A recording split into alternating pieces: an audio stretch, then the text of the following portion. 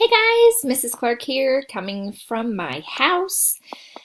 We are going to talk about book clubs. So, you chose an amazing book called The Class Trip from the Black Lagoon as your first book for your book club.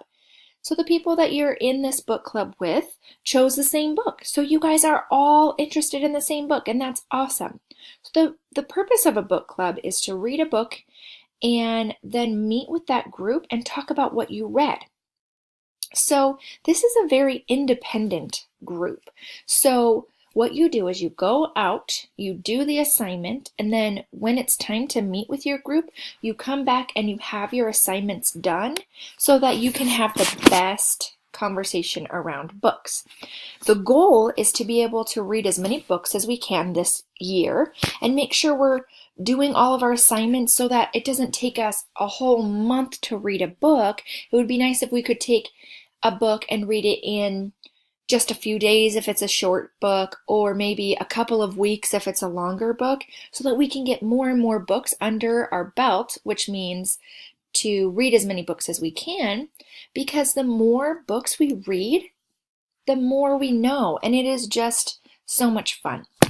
Also, when you're meeting with your group, you guys can talk about, what was the best part about this chapter or about this whole book, or some connections that you have with the book, and it's just so much fun. So Mrs. Hammerquist and I do book clubs every year as teachers, and then sometimes we have book clubs that are just with like our friends who are separate from teachers.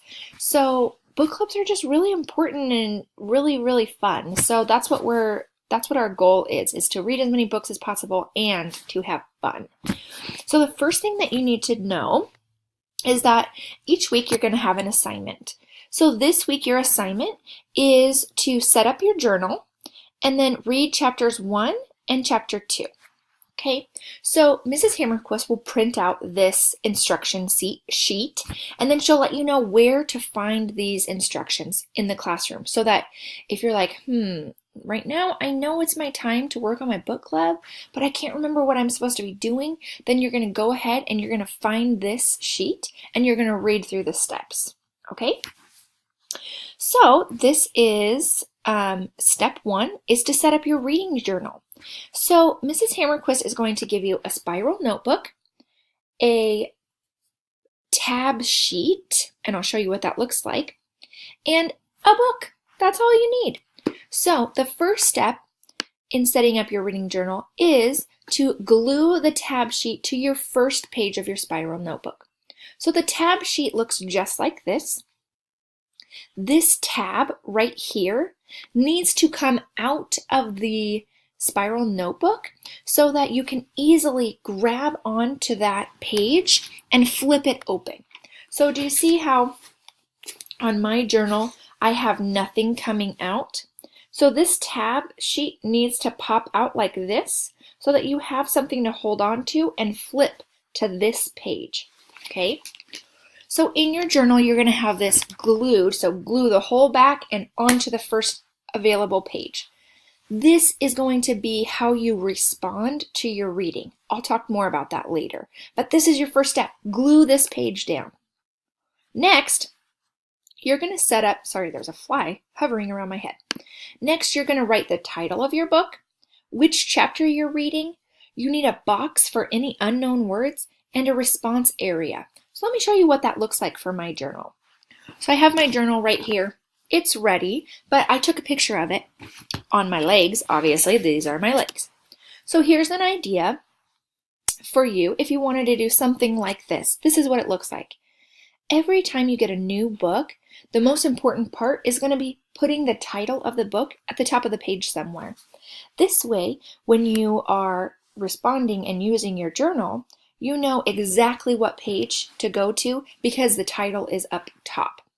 So I put The Class Trip from the Black Lagoon, and I kind of decorated it a little bit because that's fun. And I chose to write chapter 1 like this and put 2 lines under it because I thought that would look cool. You can do it however you want. Then you need a box for words that you don't know. I chose to use a question mark and then put words. as you're reading, you're going to have this page open. And if you come to a word and you're like, I don't know what that word is, or maybe you know what it is, but you're like, you know what? I never knew what that word meant. You're going to write it down inside of this box. Okay?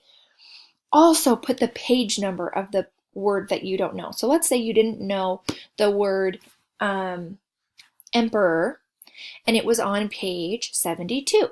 So you would write the word emperor, page 72, right next to it, inside of this box.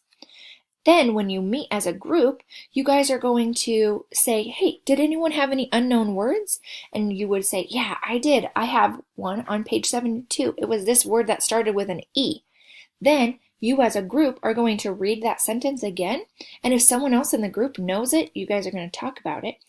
And if you all don't know, then the teacher is going to step in and help you, or we can look in a dictionary. The last part to make sure that you're ready to go is to have a little response area. This whole section down here is for me to write what I think about the chapter so far. So here's another example of a chapter 1 page for the other group. So I made sure that my title's here. I have chapter 1. My unknown words box looks like this time, and I put response to reading over here. However you want it to look is up to you because it's your reading journal. The next step after you set up your reading journal is to now read chapter 1. So what you're going to do is you're going to get your journal, open it up to this page, you're going to have your book, and you're going to start reading. Now you're ready to write down any unknown words and any thoughts that you have as you're reading. After you're done reading chapter 1, stop, hold your horses, don't keep reading. Even if the story is so good that you want to keep reading, just hold your horses. Because then you're now on step number 3. After you finish with chapter 1, first thing is you're going to pick something from the tab page to write about for chapter 1. Use the sentence starters that they have on that page or come up with your own. And you need to write at least 3 sentences. So I finished chapter 1. I need to turn to my tab page right here and choose something to write about. You can choose something that is interesting, what you are thinking about, something you're wondering about, or what I feel and connect to. And these, with all these little circles, are the sentence starters that you can use. So if you find something interesting, you could say, in the story, I thought that this was interesting, or I learned that this happens, and that was interesting to me. Or you can say what you're thinking, what's going to come next, something that you wonder about, or I have a question about this. I'm confused as to why this character chose to do this. Or you can choose to write about what this chapter makes you feel. If it made you sad or happy or super excited, you would say, when I read this, it made me feel this way. Or you can connect to your own life. You could say, oh, when the character did this, that reminds me of a time when I did this. Okay, so this goes in your response section. You're going to write 2 sentences down here. So you can say, when the character did this, it reminded me of this. This was the most interesting part of the whole chapter. And you would just write it down here. That's why there's so much space right there. Now that you have responded to chapter 1, now you're going to set up for your next chapter, which is chapter 2, obviously. So this one's a little bit easier. You just have to write the words chapter 2, another box for unknown words for chapter 2, and a response area. So let me show you an example of that. Here's my chapter 2 response page. So I don't have to write the title on chapter 2. I just have to write chapter 2. Here's my unknown words box and my response area. Now I'm ready to I'm ready to read. I open my book and my journal is open to this page, and I'm ready to write any unknown words or thoughts or feelings as I'm reading.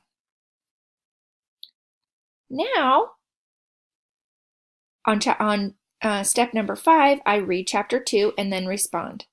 Then after chapter 2, you are going to stop, because Mrs. Hammerquist is going to call and meet with you on Wednesday.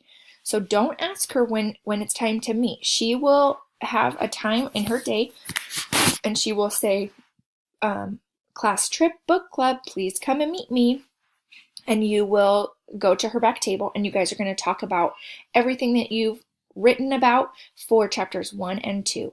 Now, it's really important that you make sure that you actually do your homework and you do these jobs so that you have something to talk about. If you don't do these jobs, when you meet as a group, you're going to be bummed out because everyone else is going to have something to say and you won't have anything to say. So make sure that you do these steps, and then you'll have lots of stuff to talk about. You might say, when do I work on this? Great question. So the most important time to do this is right after your phonics group with Mrs. Bender. So Mrs. Bender is going to meet with you in Mrs. Cruz's class. She's going to teach you phonics. Then you're going to come back into class really quietly because Mrs. Hammerquist or Mrs. Clark is going to have a group that they're working with. So you're going to come in real quiet, put away any stuff from Mrs. Bender's group, and then you're going to go get your book club stuff, your journal, your book, and probably a pencil, and then you're going to get started right away. This is independent work time, so do not interrupt her groups, the teacher's groups, unless someone is bleeding, barfing, or breathless. And if you need to use the restroom, you're going to go close to Mrs. Hammerquist, and you're going to give her the silent signal without talking, and she's either going to do this or she's going to do this, and you're going to say, okay. Make sure that you do not ask to use the restroom unless there is a pass waiting for you. If there is no pass there, the answer is going to be no. But if there is a pass there, she'll most likely say yes, unless for some reason it's going to be time to clean up soon and you can't go. But for the most part, she'll say yes. Make sure that you are on task and working quietly, because those groups, it's very important that we try and get all of our work done. We are so incredibly excited to work with you guys, and we're just excited to have these groups. Have fun and read, read, read.